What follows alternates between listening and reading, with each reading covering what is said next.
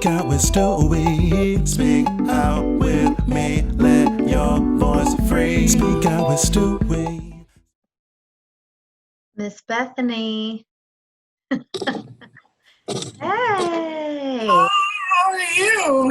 good. I'm pinning your video, so I'm recording you. I'm here to hear you talk because I saw you on the news. Yes. Yeah, it's a wild world, and I think that it's time to like listen to Black people's stories. I don't feel qualified to share, but I just, like whenever the time arises to talk about my story, I'm like, okay, I'm willing to talk about it. But yeah, I was like, what? It's That's wild. But, amazing. yeah. It's amazing. So I at SMU, I'm a junior and I'm studying human rights, political science, and sociology, which is my absolute love. Um, I Human rights is something that I'm so glad that I'm studying, especially in today's climate. Um, it's so necessary and it's so important to know the history behind everything that's going on and like how to create systemic solutions. So that's what I'm doing at SMU, gleaning and learning all of the information that I can so we can have a better world. So yeah. So I last year I ran for pre-major senator and I got that position, and that led me on to be the diversity inclusion chair for SMU Student Senate. And then now I'm the student concerns vice chair for SMU Student Senate. So basically, my job is just to listen and what students want, what they want to change, and then communicate that with administration, with the other chair. And then I'm also a human rights fellow, and that's a fellowship that I just applied for. And what I'm working on is student homelessness and housing insecurity. And so that's something I'm going to be researching and trying to implement plans that help students who struggle with homelessness, housing insecurity, and food insecurity on campus. And you're how old? 19. You're making everyone else look bad. That's all. That's all. You're changing the world. Like you are out there doing what you said you wanted to do and you're making it happen. So now at 19, I'm just making a prediction that I'm going to vote for you for president. Okay, I know you have to be older to be president, but or something like you have to why not president? And we're talking about years from now, Bethany. You'll be grown and then you're really gonna make the world incredible. I mean, you already are, but I'm just saying, like, why not go all the way to the top? I don't know about all that, but I just I just want to make the world a better place and a better place for people like me, and a better place where there's so much equity that we don't have to worry about all the structural and systemic violence and that we experience right now. That's just all I want. Well, that's a lot, but that's amazing. And I feel like you're already doing that, but you're going to continue to do it. So just kind of take us back a little bit to how this all evolved. Yeah, so I think my identities really shape who I am. Being Black, being queer, being Christian, being a woman really shape like what I want to do and the work that I want to do. And I think a lot of people resonate with that. Like your work comes out of like just who you are, and your passions. So I think that like my experiences and how I interact with the world really was like, oh man, this world is not a great and welcoming place for people like me. So I need to change that. I need to make sure that there is a world where it's welcoming for people like me. And so I think that that's really what shaped everything that I guess like came about and what I'm doing now. Well, I know that we've had a lot of conversations over the years as we researched and dug into the different pieces of literature that you were interpreting. And I know you've had some struggles. You've had some struggles in your life because you are a very, very strong Christian. And so being in the queer community, is that how you identify as queer? Yes. Um, So that has been something that you've had to sort of come to terms with. Is that something you feel comfortable talking about? Yeah, absolutely. I'm completely out and open. Stewy knows before in high school, it was kind of like a thing like I was trying to navigate my two worlds, you know, being a Christian, being gay, being openly queer, just like in my personal life, in my church life. It was definitely a struggle. And like I remember I was on my praise and worship team at church, and this was happening while I was on the team, and then I got a call, and they sat me down in front of like the people, and they're like, you can't sing here, we don't want you to sing here, you know, LGBT Christians are not welcome here, that lifestyle is not welcome here. And so I think that, like, now coming out of that and like having to like have this reconciliation between me and God, and like God revealing to me that I am God's child and that I am loved by God, like that like is something that I definitely struggled and worked with, worked hard to come to this point to where I can say that. There's definitely been times and questioning times where I was like, this is not for me, I'm really angry, but I definitely now am able to rest in that. And it's definitely been difficult to navigate those spheres, especially as being a Black woman and in the queer community, because I think that we also have to address like how African Americans interact with the queer community and how sometimes we aren't accepted inside of that. And so I'm glad that now I'm able to really self advocate and really, you know, sit at rest with who I am and my identity.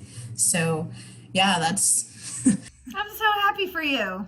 I'm just I'm just tearing up over here because I just remember the hurt that was in your heart because you weren't being accepted for being gay in the Christian community or in the Black community, and you really didn't know where you belonged. And look at you now. I mean, not only do you know who you are and where you belong, you're advocating for other people, you know, in that way, and using your voice for good, and to be so strong at your young age and to have figured it all out as much as you have. Yes, we are all growing, we're all a work in progress for sure. But you know, to just get to that point, oh, because I know it was holding you back, I felt like. No, it was definitely holding me back. I think that that was one of the biggest strongholds, like it just that I was navigating through my high school experience. I think that there was so much anxiety and stress around it. Like it was a part of my everyday, especially like in my home life, just because my home life was not very accepting. So just having to go from, you know, school, trying to navigate myself there, church, trying to navigate, you know, the world there, you know, just anywhere, like I felt like there was no home, there was no safety. I didn't have a place where I could just be. And that's why I'm thankful to the debate team, because we were just a weird bunch of kids. For sure. I was the weirdest one. But you know, people told me I was weird a lot growing up and strange, and I don't know, I thought I was a spaz, but you know, theater was a safe space for me to get away from a home that wasn't safe either.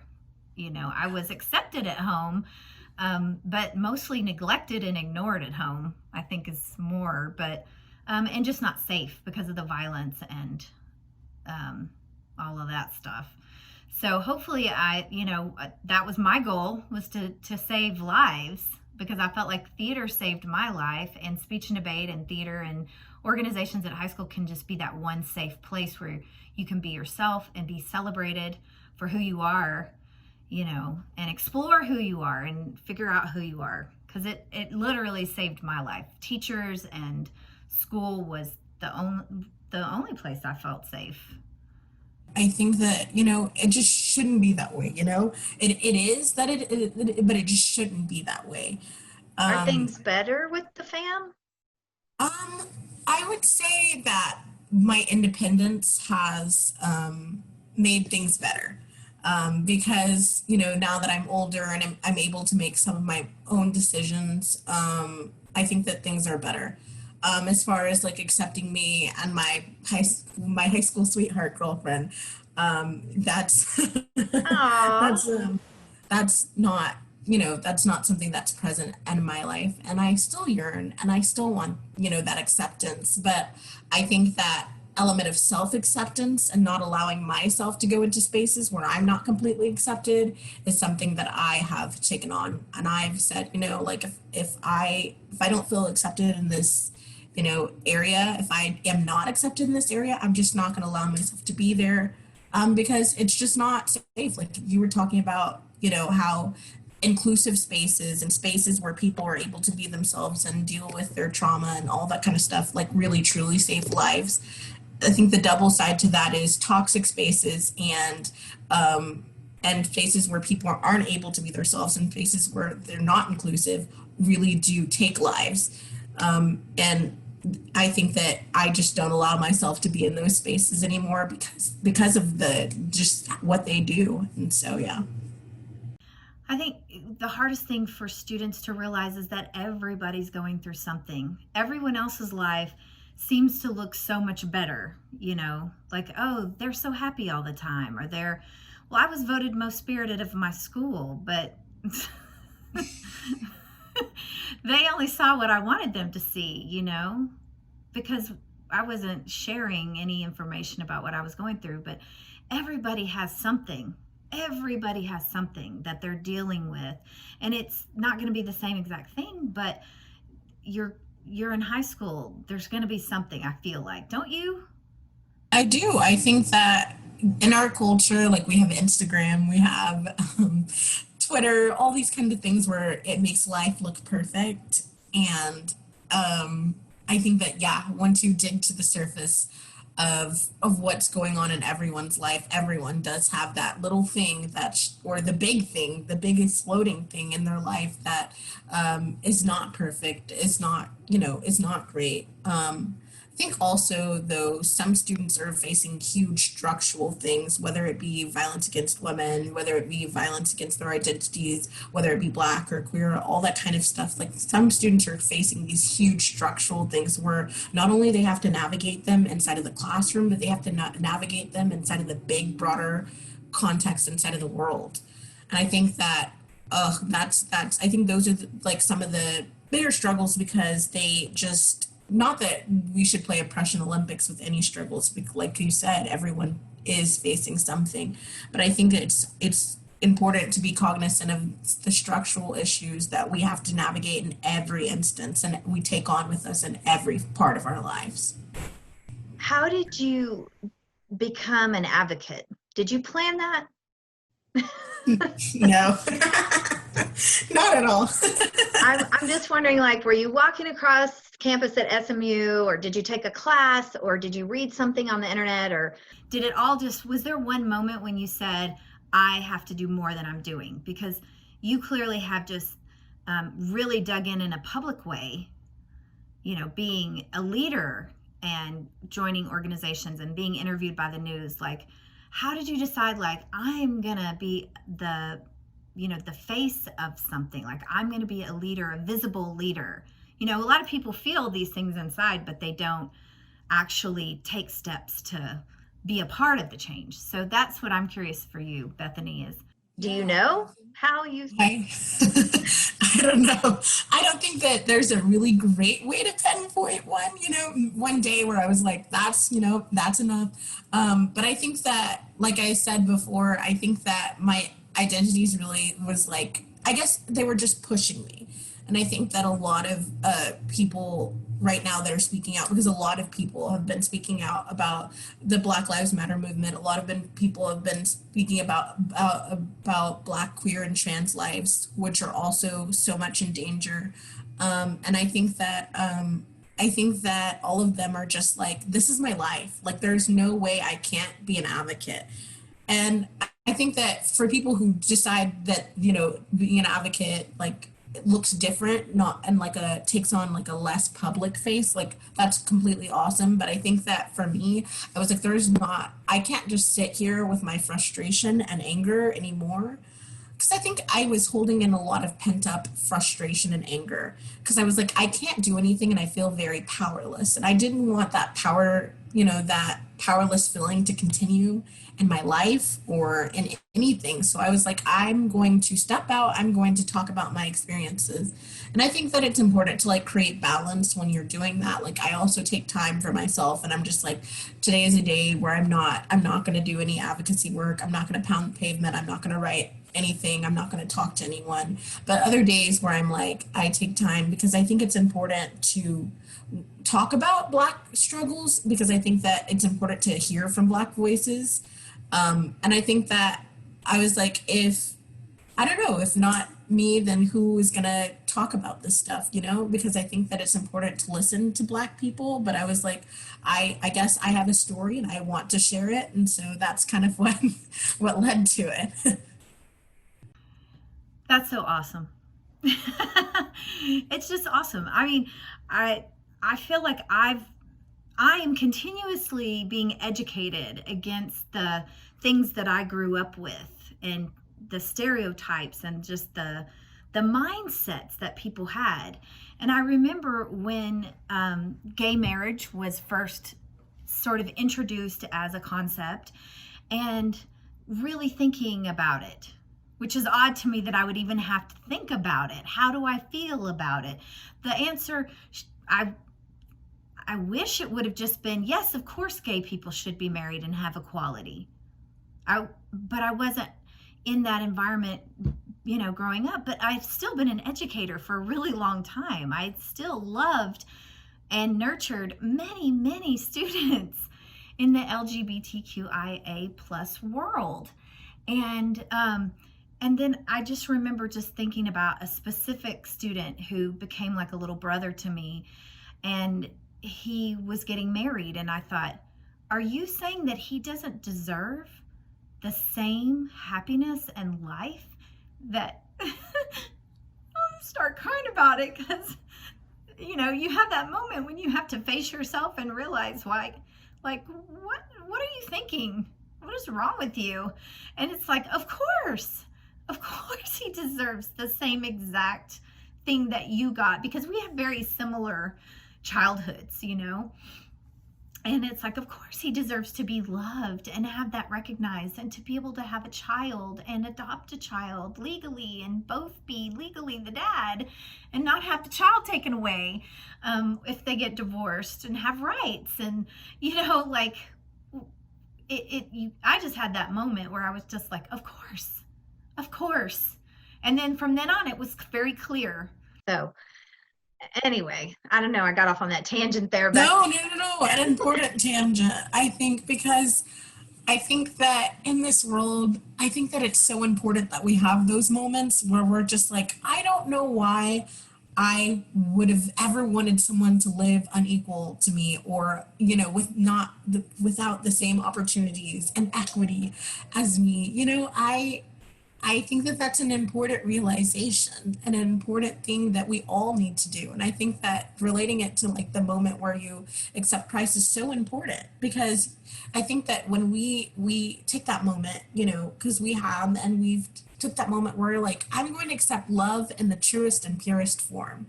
And I think that that's what everyone needs to do, whether it be like, not just like accepting Christ, but I think in the instance of, accepting love in the truest and purest of forms for every human being, whether they be gay or Black or trans or whoever they may be. I can't tell you how many students have sat on my couch and just cried tears because they either didn't want to be gay or they'd been bullied for being gay, or whatever. And I just grab them and say, God made you perfect. Is it perfect or perfectly? Perfect. Okay, so I said it right. God made you perfect. And I can't argue against that. You're perfect. However God made you, you're perfect. It's not for me or anyone else to make you feel bad about who you are, what you look like, what you believe, your religion, your skin color, who you love. It seems so obvious to me now. but that's just the way I am now. But that's because of my students educating me being constantly mentoring and loving people. Be careful who you hate. It might be someone you love. And so you love these students and you're rooting for them. And then little by little, you get to know their stories or their situations or whatever it is. And it really changes you. It changes you. They educate you and they change you because you love them. And I think that's why Speak Out with Stewy sort of came to me, because I want everyone to have the experience that I have of actually knowing and caring about people who are different. I love that you approach me with this concept, because I think it's important, because I think that sometimes people don't have that personal connection, and it shouldn't take the personal connection. Like we said, there shouldn't be that question as to why, but I think that sometimes people do need that face. They do need that person to say, like, I know someone who's gay, or I know someone who is an advocate or an activist for trans lives, or I know someone who's trans, like I know them personally. And I love them with every part of me. So I can't question, and I can't live in a world where that doesn't fully accept and love them. And I think that it's important that people have that conversation, or people see these people and put names to their, do you actively hate me, Bethany Bass? How could anyone actively hate Bethany Bass? Seriously. How can you hate any person, any singular individual, And I think that it's important to talk about that. I have so many examples in my life when I'm trying to talk to adults of people who are gay or straight or transgendered or Muslim or any number of things. I mean, I try not to categorize people, but they'll say something about something, and then I'm usually like, well, I've had a student, who I love, who's amazing, and then I think, well, just let's let you guys speak for yourself of why I'm completely obsessed with all of you. Because you've changed me and educated me, and that's the best thing. That's what I got out of it. People say, oh, you were my teacher and whatever, and I'm like, no, you were my student, man. You were my student. I've cherished the time that I got to be a part of your journey. Bethany Bass, you're amazing. Thank you, Stewy. Speak out with Stewy. Speak out with Stewy. Speak out with me. Let your voice free. Speak out with Stewy. Speak out with Stewy. Oh. Let your voice ring and we will sing. Speak out with Stewy. Speak out with Stewy. Together we're in harmony. Speak out with Stewy. Speak out.